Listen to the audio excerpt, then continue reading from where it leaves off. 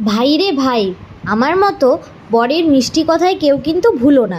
জানো তো আমার সাথে তোমাদের দাদাভাই কীরকম স্ক্যাম করেছে? তখন আমি বালুরঘাটে ছিলাম আর আমার পার্লারে যাওয়ার কথা ছিল, কিন্তু একটা কারণবশত আমি পার্লারে যেতে পারিনি। বাট ও তখন আমাকে বলছে যে চলো, তোমার যখন পার্লারে গিয়ে ট্রিটমেন্ট করা হলো না হেয়ারের, তাহলে তুমি হেয়ার কাটটা করে নাও। আমি কিন্তু সেই আশাতেই ছিলাম যে লেডিস পার্লারে যাব। ও মা, বাড়ি থেকে বেরিয়ে কিছু দূর যাওয়ার পরে ও আমাকে বলছে কি যে তোমাদের বালুরঘাটে ভালো জেন্টস পার্লার কোনটা আছে। তখন বুঝতে পারলাম যে বাবু তাহলে আমার উপরে স্ক্যাম করেছে। এই ভর দুপুর বেলায় নিজে হেয়ার কাট করবে জন্য আমাকে মিথ্যে কথা বলে বেরিয়েছে। বাট যাই হোক, 10টা না 5টা না, একটাই তো বর, তাই প্রথমে একটা ভালো জেন্টস পার্লারে নিয়ে গেলাম, কিন্তু সেটা ছিল বন্ধ। ওই ভর দুপুরবেলা আবার ঘুরে হিলিমোড়ে পার্লারে এলাম।